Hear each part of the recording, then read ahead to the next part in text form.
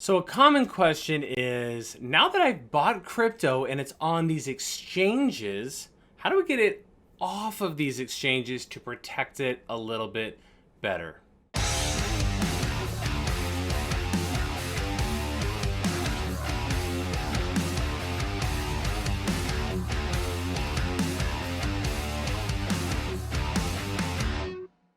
A long time ago, when crypto was really kind of booming, there was a lot of risk of these exchanges getting hacked. And so we started to look at how can we reduce our risk. And that's one of the things we want to talk about here.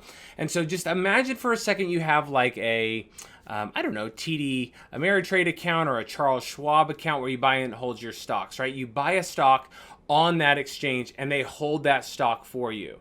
100 years ago, you might have bought a stock and they would have sent you a piece of paper, a share, an actual certificate of ownership, and you would have put that in a safe. And you would have held on to that asset yourself in your own safe to protect it from, the company running off with it, the company burning down, whatever it is, right?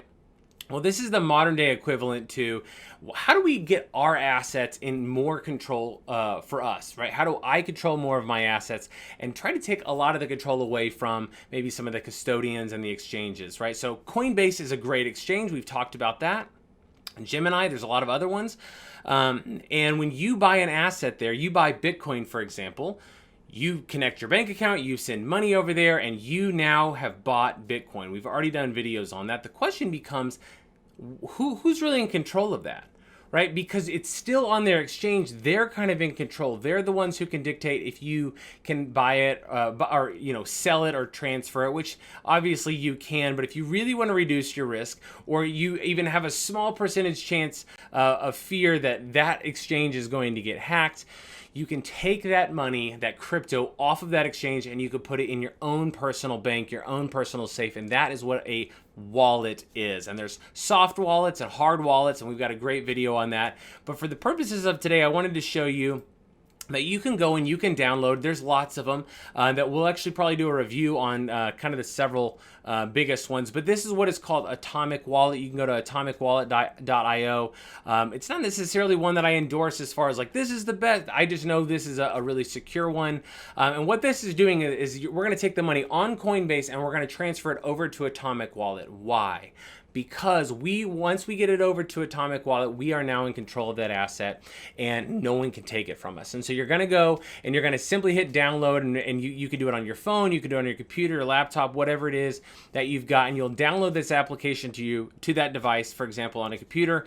And what it's going to do is it's going to encrypt your information and give you a 12-word seed phrase, right? Your private key, the phrase that you and only you will know. You don't share that with anybody else, and you're going to write those 12 words down, and that is your secret, super secret passcode to be able to access this. And then you can use that passcode to go to any computer in the world and simply repopulate this, right? Because again, only you know. It's the password you're going to need to be able to access it in the future. And so you can download this onto your device, and when you do, it'll populate up an application like this, right? Whether it's on your phone, whether it's on your computer, or whatever.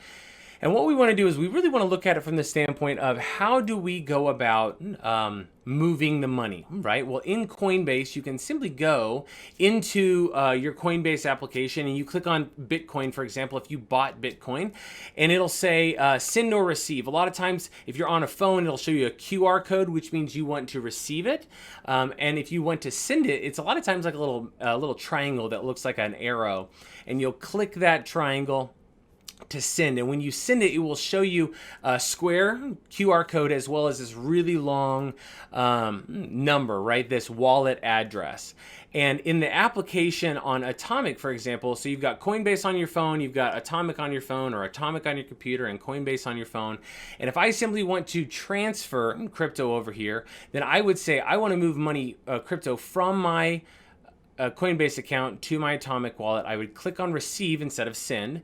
And as you can see, this is my Bitcoin address. This is my bank account number. This is my routing number. This is the instructions that are needed in order to send money to this account. Instead of wiring money from Bank America to Chase, I don't need that infrastructure. I don't need a wire fee. I'm using the technology that crypto provides us to move it from Coinbase over to in this case, Atomic Wallet. And so all I'm going to do is I'm going to hit copy right here. When I hit copy, it'll highlight this. It'll copy this information right here. I could take that over to Coinbase, and it'll say, Coinbase is asking you, where do you want to send this Bitcoin? And you'll copy this information in there. Or if you have a cellular phone, you can just pick up your phone and use your camera to kind of scan that picture with your phone, and it will actually populate that information yourself, right? And so this allows me to then say, I want to send it from my Coinbase wallet to this specific wallet. And as long as I'm sending Bitcoin to a Bitcoin wallet, Ethereum to an Ethereum wallet, you got to be specific on which wallet you're sending it to, then it will go ahead and initiate that transfer. And you just simply type in the dollar amount. For example, I just sent $10 over here, and which happened to be 0.000295. And now that it's over there, great. Now I've moved $10 off of Coinbase and I've moved it over Atomic. And once I've done this, nominal transfer of a couple of bucks, $10, I always say under $100.